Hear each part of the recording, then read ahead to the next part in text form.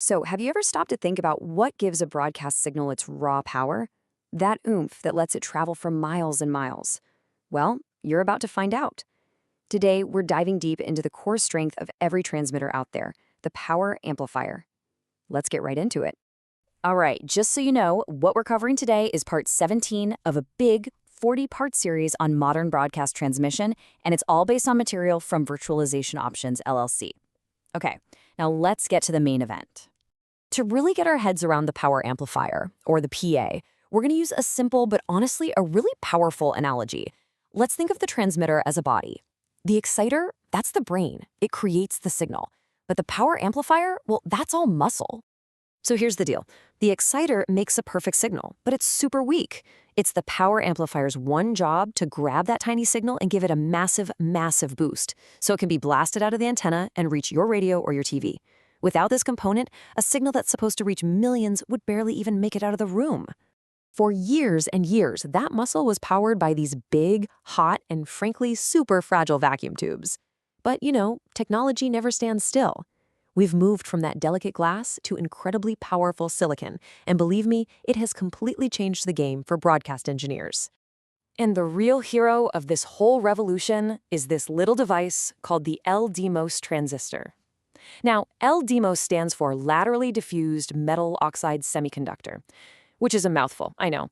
But what you really need to know is that this tiny piece of silicon became the absolute go-to technology for pretty much every amplifier, from AM radio all the way up to UHF television.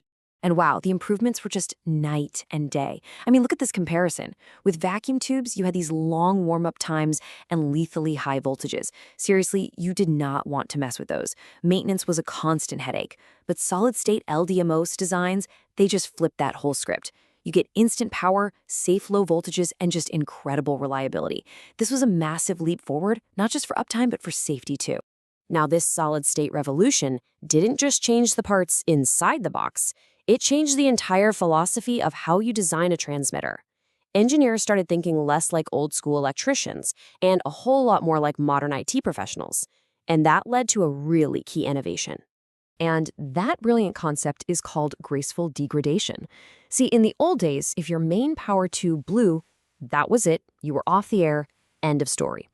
But today, transmitters are built with lots of smaller amplifier modules working together. So if one of them fails, the others just pick up the slack and the station stays on the air. It's exactly the same idea as a redundant server array in a data center. So how does this actually work in the real world? It's pretty cool. A single module fails and boom, it sends an alert to an engineer. But, and this is the magic part, the transmitter doesn't crash. It just drops its power by a tiny, usually unnoticeable amount. The engineer can then show up, pull out the bad module, and slide a new one right in, all while the transmitter is still running. That's called hot swapping, and it means zero downtime for maintenance. It's a total game changer. Okay, so this new technology is obviously fantastic for reliability, but it also has a huge impact on the bottom line. I'm talking about the electricity bill. Better technology means better efficiency, and that translates directly into real-world cash savings. So that's the big question, isn't it? When we talk about these efficiency gains, are we talking about a small tweak here and there, or is it a major improvement? Well, let's take a look at the numbers. Yeah, the difference is huge. This chart shows the overall AC to RF efficiency. That's basically how much of the juice you're pulling from the wall socket actually becomes a broadcast signal. Those old tube designs, man, they were wasting about 2/3 of the energy as just pure heat. Modern solid-state designs are so much better, often hitting that 35 to 45% range. That 10-point jump saves stations thousands and thousands of dollars every single year in power bills alone. But hey, even with those awesome efficiency gains, power amplifiers still generate a ton of waste heat. Think about it. If you have a 10,000-watt transmitter that's 40% efficient, you're still creating 15,000 watts of heat that has to go somewhere. And managing all that heat is a absolutely critical part of transmitter design. Generally, there are two main ways to tackle this. For lower power transmitters, you can get away with air cooling. Just picture giant heat sinks and super powerful fans, kind of like in your computer, but on steroids. But for the big, high-power sites, air just won't cut it. That's where you see liquid cooling, where they pump a coolant through the amplifier modules and out to external radiators to get rid of all that heat.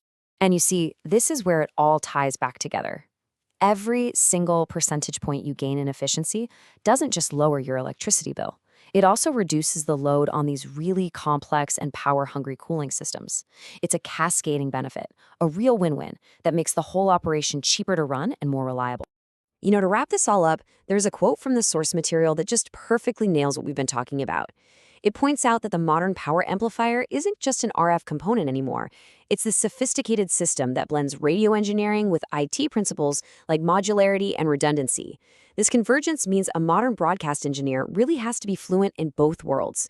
And that leaves us with a really interesting thought. As broadcasting and IT get even more intertwined, what new innovations will that convergence unlock next?